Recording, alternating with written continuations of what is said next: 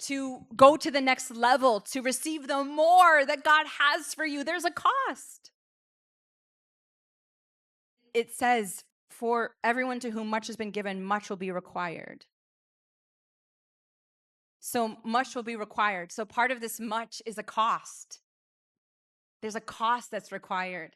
The big cost that I found when stepping into the more that I was entrusted with was, number one, persecution.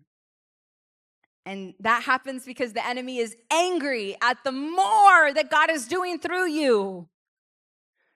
So he finds people to try to stop you, slow you down, or at least get to you, try to get to your heart, take your peace. But let me tell you what, when you keeping your eyes focused on Jesus and you keep plowing through with what he's called you to do, keep being obedient, the devil can never win.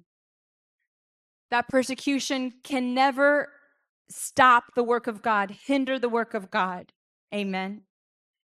And the cost is so worth it. The cost of persecution is so worth it. It is so worth it. It is so worth the blessing of the promise of seeing more people be saved, healed, and delivered. I tell you, from going through it myself, it is worth it. It is worth the cost. The beauty of the promise fulfilled far outweighs the difficulty of the cost, the difficulty of going through persecution. Amen. But you got to keep your perspective right. You got to keep your eyes on Jesus. This has given me great perspective of God's perfect seasons. Like, the longer the waiting, the more hungry you're going to be. So when the promise finally came, it was at a peak of hunger. I mean, I had been so hungry and waiting for 4.5 years.